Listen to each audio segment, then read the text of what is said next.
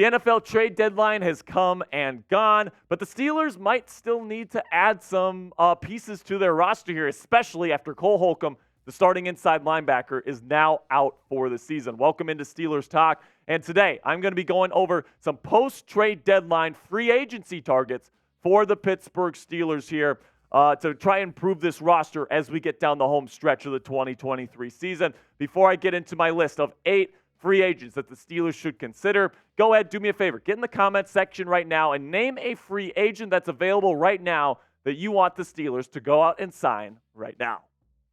Let's start with the best option to replace. I don't know why a Cowboys logo is behind Anthony Barr right there, but I like that Anthony Barr is somebody with experience, somebody that's a really good blitzer, somebody that's still available. Anthony Barr is the best option to replace Cole Holcomb after a season-ending gruesome knee injury suffered on Thursday Night Football against the Tennessee Titans this week. Really hate to see a guy like Holcomb go down. He was starting to play a lot better after kind of a rocky start to this season. And I don't know if you guys watched that video of his knee completely bending in the wrong direction. It's disgusting. It doesn't look like it's good. So we hope that he can make a full recovery and he's back by next season. But as for 2023, he's going to be out, and I really do think that Anthony Barr is somebody that could take that third linebacker spot here on this roster. Right now, you got a Landon Roberts, you got Quan Alexander, and you got Mark Robinson as your linebackers. I mean, Keanu Neal could maybe step in and play a linebacker role here if you absolutely need him to. So it's definitely not a for sure thing that you have to replace Holcomb on this roster. With an inside linebacker, you could potentially get some other positions. But I like Landon Roberts, Quan Alexander. Roberts is a liability in pass coverage, which makes me a little bit worried. But I would personally put Mark Robinson in that role. I would put Mark Robinson in and see what he can do. If he doesn't work out, put Keanu Neal in that role as that other coverage linebacker and see what he can do. I really like what I've seen from Quan Alexander this season. Hard hitter, good in coverage. So it's definitely going to be interesting to see how Mike Tomlin, Omar Khan, and this Steelers brass handle this big-time injury to one of their starters.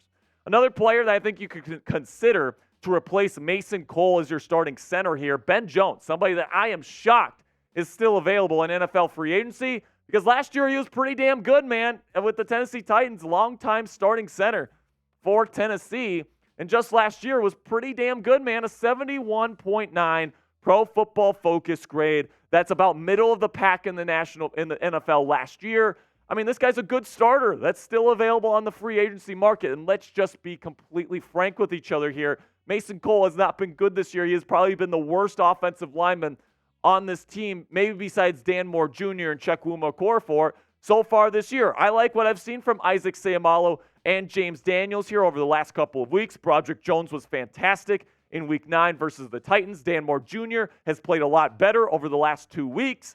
But Mason Cole is still kind of stinking, right? 48.9 Pro Football Focus grade. He's currently ranked as the 33rd ranked center out of 38 by Pro Football Focus. I definitely think that Ben Jones is the type of guy where if you inject him in here and you inject a good starter just last season into this offensive line, it gets even better in this run game led by Jalen Warren and Najee Harris can get even better as the season goes on, increasing the Steelers' chances at winning the AFC North. Now, coming up here, I got more free agency targets to break down with you guys. But first, I want to go over today's sponsor, which is Prize Picks. And let me tell you, man, this app has been super addictive. I've been making a little bit of money since I started using this, and we've started to partner with Prize Picks. And let me tell you, man, this thing is so freaking fun. You guys need to get going right now with Prize Picks. It's the perfect way to spice up your game days this NFL season, and it's a skill-based, real money, daily fantasy sports game. You might be asking yourself, how does something like this work, daily fantasy sports? Well, here's how. You pick 2 to 6 players, and if they'll go for more or less than their Prize Picks projection, you can win up to 25 times your money on any entry. And let's take a look at my entry for this weekend's game between the Kansas City Chiefs and the Miami Dolphins. I got the less on Tua Tagovailoa's passing yards, and then I got more for Patrick Mahomes in terms of passing yards. I think Patrick is going to bounce back this week after a tough loss to the Denver Broncos. You can get your picks in right now. Check it out at prizepicks.com/CLNS and use our code CLNS for a deposit match up to $100 today.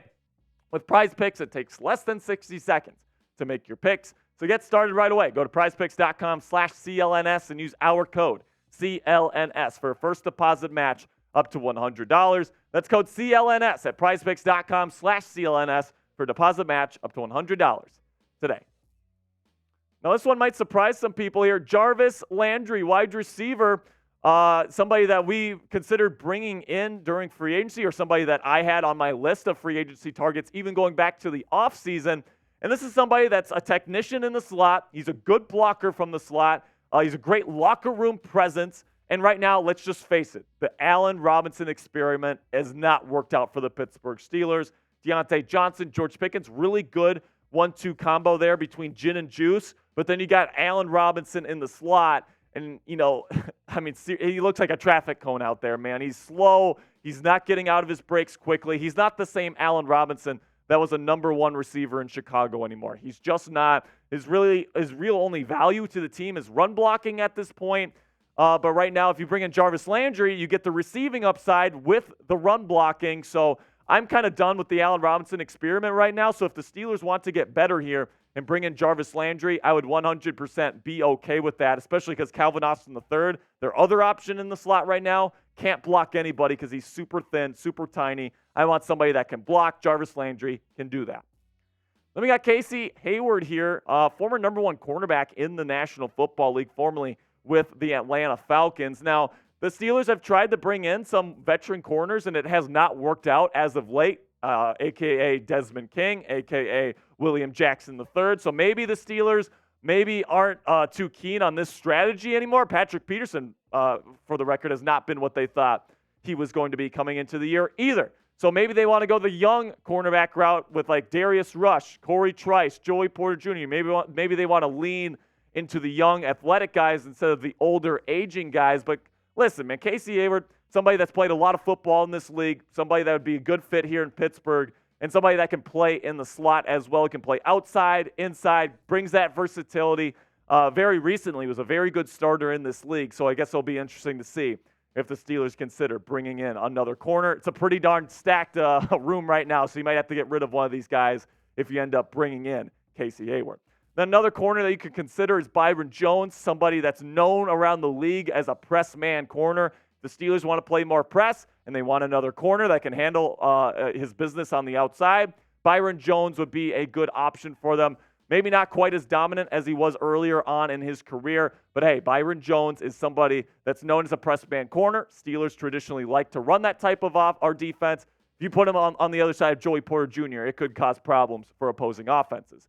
Then if you want to go get a guy specifically for the slot, you could go get Bryce Callahan, the best slot corner available in free agency right now. Chandon Sullivan has been really bad to start this season. I'm sorry, guys. He just has. Patrick Peterson has been dabbling in the slot. Minkah Fitzpatrick, before he got hurt, was dabbling in the slot. But they don't really have a true slot corner right now. So with Cole Holcomb out for the year, it's possible that they want to bring in a legitimate slot corner to see if Bryce Callahan has what it takes to still start in the National Football League from the inside. Now, who do you guys think should play more here? Okay, do you think Patrick Peterson, Chandon Sullivan, two current Steelers, should get most of the reps in the slot? Or do you think they should go out and get a guy like Bryce Callahan to come in and be the bona fide slot corner moving forward here in Pittsburgh? Let me know what you guys think down in the comments, and let's talk some Steelers football.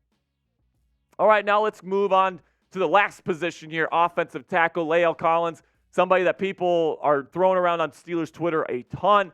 Definitely the most accomplished offensive tackle still available in free agency, but I really do doubt that the Pittsburgh Steelers bring La'el Collins in to be the next right tackle of the Pittsburgh Steelers. I like what Broderick Jones did at that spot here in Week 9 versus Tennessee. He seemed like a natural on the right side.